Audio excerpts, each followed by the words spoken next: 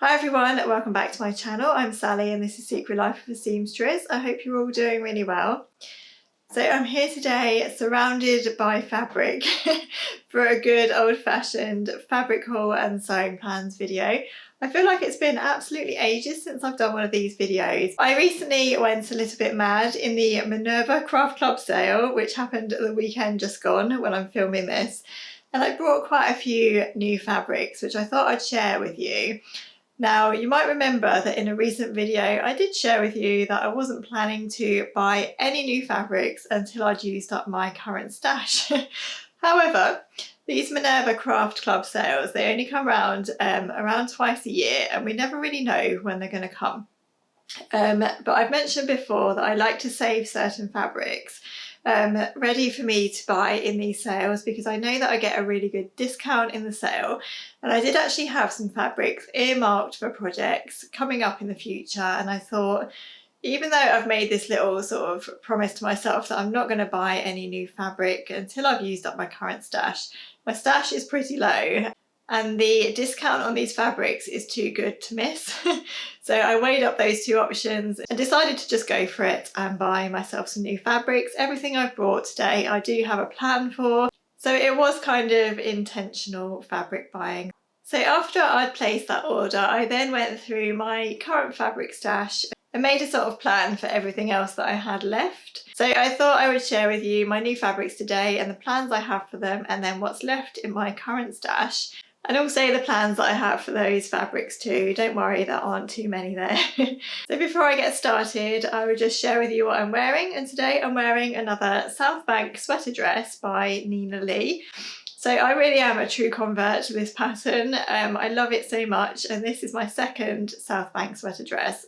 And already I've worn this one a good few times. This is made from a really lovely furback sweatshirt fabric by Minerva. It's actually my latest brand ambassador post for them, so I will link that post down below if you want to pop over and read my full write-up about this dress. It's in a kind of camely sort of colour. I'm not quite sure what this shade is actually, but I'll link this fabric and everything down below so that if you do like it as well, you can pop over and have a look at it. But it really is lovely and cosy and warm. I love anything with a furry inside is good at the moment because it's really cold here in the UK. So let's get into all of the fabrics then. So this is what I brought from the Minerva sale. So these have literally just arrived in the post actually. I haven't pre-washed them, I haven't even cut the tags off them yet. I shared before actually that what I like to do with Minerva fabrics is to leave the tags on the fabric until I've pre-washed the fabric, so that I know then if I ever come to make anything and the tag's still on, I haven't washed it. Just a little way that I tend to do things in case it's helpful for anyone else. Obviously that only really works with Minerva fabrics. I don't know if any other fabric companies actually tag their fabrics like that, but it's a good way to do it if, like me, you tend to put off pre-washing until you actually want to make something and then you can't remember if you washed it or not. So I'll just talk about this fabric first, and this is actually just another colourway of exactly what I'm wearing. This is one of the Minerva exclusive branded fabrics, and I have to say that I've been so impressed so far with Minerva's exclusive brand fabrics. They really are just lovely quality. So yeah, as I say, this is the exact same fabric of what I'm wearing today, and I'm actually planning to make the exact same thing. So what I'm going to make with this is another Nina Lee South Bank dress because, as I say, I'm a true convert. And I've just been wearing them so much that I really felt as though I could do with another one, and I thought it would get me through to the end of winter nicely. So that's my plan for this lovely fabric. This fabric comes in so many different colours actually. I really had difficulty choosing, but I'm really attracted at the moment to these sort of earthy kind of colours. A little bit darker perhaps than I'd maybe normally go for, but I did really like it, and yeah, such coziness, I love it. Next I brought this fabric. So it's another jersey and it's actually a tubular rib. And this is a fabric that I've not actually worked with before. I've never bought a tubular rib before, so this will be something different. What I'm planning to make with this is actually, sorry to be boring, but it is actually a South Bank top. So you may have noticed recently that I have become a bit of a convert as well to the high neck. So in a few of my past videos, I've mentioned that I don't normally wear high necklines because I just feel a little bit choked in them. But I feel with this South Bank sweater dress pattern or top pattern, the neckline is really perfect for me. So it's quite close to your neck. It still looks like quite a high neck. It doesn't drape down or anything, but it's not tight to your neck in the way that some sort of polo neck patterns are, like with the Freya top by Tilly and the Buttons. I really love that pattern on other people, but for me, when I did make it, I just felt as though the neckline was a little bit too tight for me and I didn't enjoy wearing it. But I think with this pattern, yeah, it just stands away that little bit, sort of enough to feel comfortable for me in. So anyway, I wanted to make myself a high neck top rather than a jumper, so I decided to buy some of this chunky rib knit tubular fabric. And yeah, I'm just going to have a go at the South Bank top pattern. So I recently bought a pair of jeans from Boden, which is a straight leg, 3/4 length pair of jeans. So they're quite cropped and they come up quite high waisted, and I thought this would look really nice with those actually, and it would look really nice with like a pair of boots or something.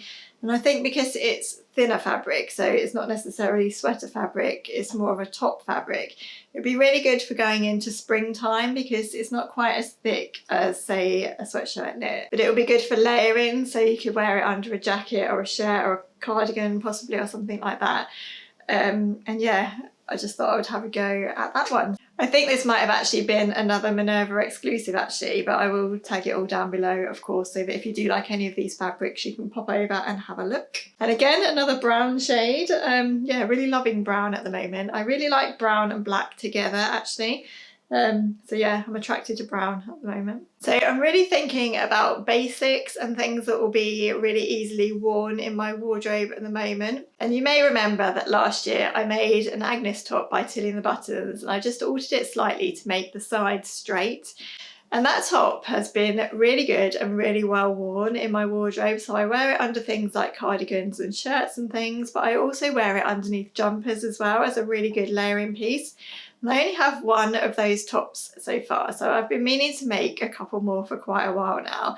And I really like the look of pointel jersey. So I've been considering buying some pointel jersey for a while. So pointel is just where you've got that sort of holey detail. I don't know if you'll be able to see on the camera. So you can see hopefully now that it's got some sort of holey lace design on it.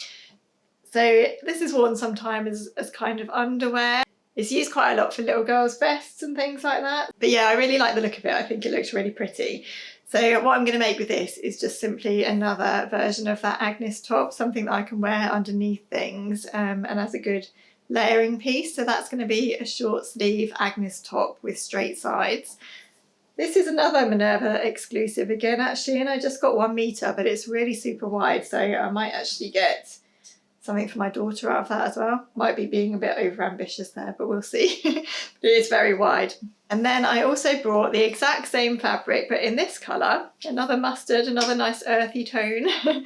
This one feels a bit softer than the white one actually. I don't know why that is. It's the exact same fabric, just in a different shade.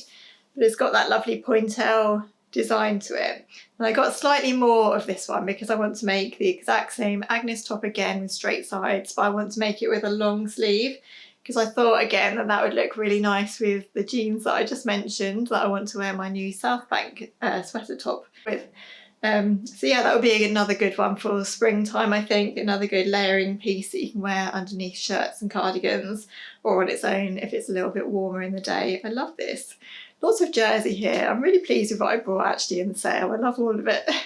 So again, with the quality basics, I brought myself some more Atelier Brunette viscose because I want to make a couple more Ogden camis. I was going to say Agnes tops again then.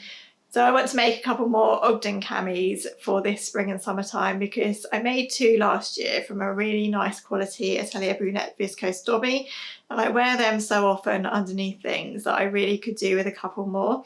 The 2 that I already have are plain and quite neutral, so I thought I would go for a print this time. And I went for this one. This, yeah, is a really lovely quality Atelier Brunette viscose challis, I think it is. And it's just lovely, like all Atelier Brunette fabrics are, and because the Ogden cami is so tiny really, you can get it out of 1 metre. So even though this is a pricier fabric, it was only 1 metre's worth and it was in the sale as well. So I thought I would snap that one up and just make another Ogden cami out of it. And then I got another Atelier Brunette viscose crepe, and that was this one. So I have the mustard colourway of this one, which you may remember if you are a regular viewer of my channel. The mustard colourway of this fabric was actually earmarked for an Anthea blouse by Anna Allen, which I haven't actually got around to making yet, but I'm going to share a bit more about that later, or that fabric later anyway. Basically, I've decided to use the mustard colourway of this fabric for something else now, but because I still want to make the Anthea blouse by Anna Allen, I wanted to replace that mustard fabric. And instead of going for the same colour, I decided to go for the navy colourway.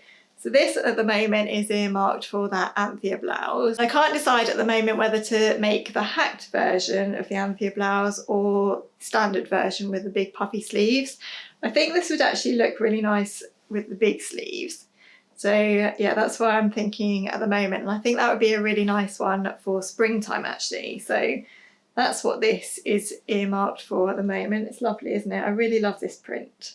So those were all my new fabrics. I hope you like them. But I'll just quickly move on and share with you what I have in my stash and what I have plans for those. So these are plans that are obviously going to last throughout the year. They're not going to be things that I'm going to be getting on with immediately. So I'll start with viscoses that are still in my stash. And first of all, I will just talk about this one. So this is the mustard version of the fabric that I just showed you. And yeah, originally I was going to make the Anthea blouse with this, but hadn't quite got around to it. So at the time of filming this, we're actually going on holiday in 5 days. And I just decided the other day that I thought this would make a really, really lovely Darling Ranges dress. So I want to make this up as a Darling Ranges dress before we go on holiday in 4 days' time. So I may or may not get that done, but I have a viscose Darling Ranges dress, which I made quite early on in my sewing journey, and it's so well worn, especially for holidays, because it's a button-up, fully button-up dress, and it's just so easy for wearing when you're out and about in a hot country, because you can quite easily take it on and off if you have swimwear underneath it or whatever, and it's just light and breezy and really lovely to wear. So the other day when I was thinking about what I wanted to pack, I thought I really need to make another one of those. And then of course, being me, I decided to attempt to make one 4 days before we go. So this may or may not get done, and I'll keep you posted about that one, but I do think it will make a really lovely Darling Ranges dress, whether it gets made in time for my holiday or not. And then I have another couple of viscoses. I don't actually have a plan for this one. This is the only one that I don't yet have a plan for, but I know that it will become a top of some sort. So I bought this from the Knitting and Stitching show in October from Fabric Godmother, and it will be a top of some sort, but I don't have an actual plan for that, but I think that will be hopefully made up in springtime at some point. And then I also have this beauty, which again was from Fabric Godmother. And I brought this from the Knitting and Stitching show as well. And this is a viscose crepe, or a crepe actually. I don't know if it's a viscose crepe or just a crepe. But it's on an ivory background, and it has this really delicate floral print throughout it. And it was just so lovely and so vintagey, I had to buy it. And I think with this, I'm going to make another patina blouse by Friday Pattern Company, because I have one of those with the long puffy sleeves. And I really wear it quite a lot, and it's another one that I keep thinking that I need to make another version of. And yeah, I haven't yet got around to it. So when I did buy this, I was planning a patina blouse, and at the moment I think that's still the plan for this one.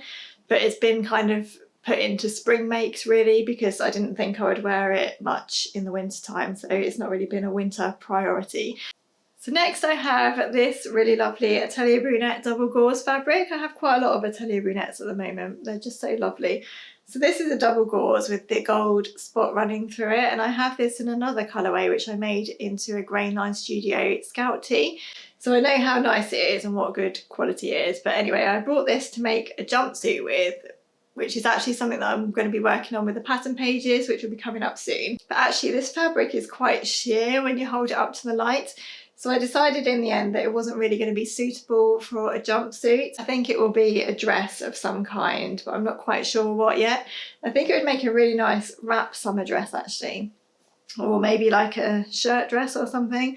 I'm not sure, but I really like the colour of this. You can tell that I'm very attracted to this mustardy shade at the moment. I really like it. So yeah, that's another one that I can use in the summertime. I also have a couple of denims as well in the stash. I won't unravel all these actually. This is another denim that I brought from the Knitting and Stitching show, and I actually want to make a pair of Jessa trousers with this. So the Jessa trousers were on my list to make in autumn time. They've been pushed into winter. So they will be done eventually, because making a pair of jeans with a zip fly is definitely something that I want to try this year.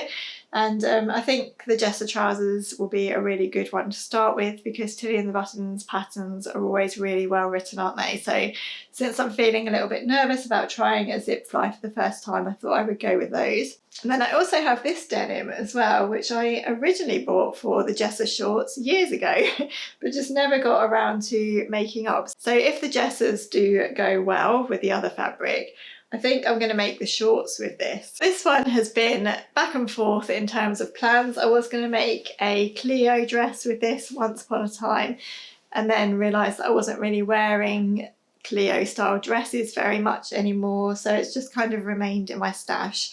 So we'll see how I go with my first pair of Jessas, and if that goes well, then maybe I will use this for a pair of shorts. I've only got 1.1 meters of this, so it will need to be a pair of shorts rather than any trousers. The other idea I had for this actually was to make another Jack Tar bag by Merchant and Mills, and I think that would work really well in this denim. So we shall see. It will be either shorts or a bag, I think. And then I also have this bright blue twill fabric, which I did buy for the Jack Tar bag actually, thinking it was a different shade of blue. I thought it was more navy, but it's actually quite a royal blue kind of shade. So not sure what to do with this one at the moment. This is just in the stash. It would make a nice bag actually. It's a really sturdy twill. I only got 1 meter here, so I'm not sure you'd even get a pair of shorts out of that, but it will be something one day.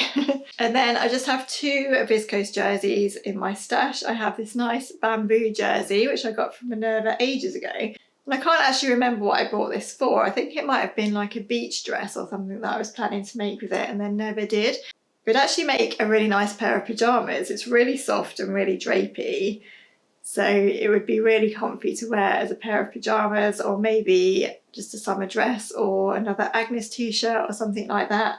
I've got 1.5 meters of that, so yeah, that would be quite a nice t-shirt maybe for the summertime as well. Another one of my Agnes t-shirts maybe. And then I also have this lovely stripy viscose jersey, which I brought ages ago to make a style arc dress pattern, which I still have in my pattern stash and I haven't yet made, but this would make a really nice summer dress actually. So I can't remember the name of the style art pattern, but I'll pop it in here and put the name of it so you can see what I mean. It's a dress that can be made from a woven or a jersey fabric, and I brought this because I wanted to make this for a holiday last year and I never got around to it. And I still haven't got around to it, so this fabric is still sitting here waiting to be made into that dress, and maybe one day it will be. This is the last thing in my stash at the moment, and this is 1 meter of sweatshirt fabric, which I brought in a remnants box from the Cambridge Fabric Company in Cambridge, funnily enough. And I picked this up because it's so cozy, but I haven't made anything with it yet because I've only got 1 meter, so I'm trying to decide what I can actually get out of 1 meter, possibly a Linden sweatshirt. But I'll need to get all of the cuffs and everything out of this as well, because I don't think I have any ribbing that properly matches this, or I'll have to go for a contrast of some kind.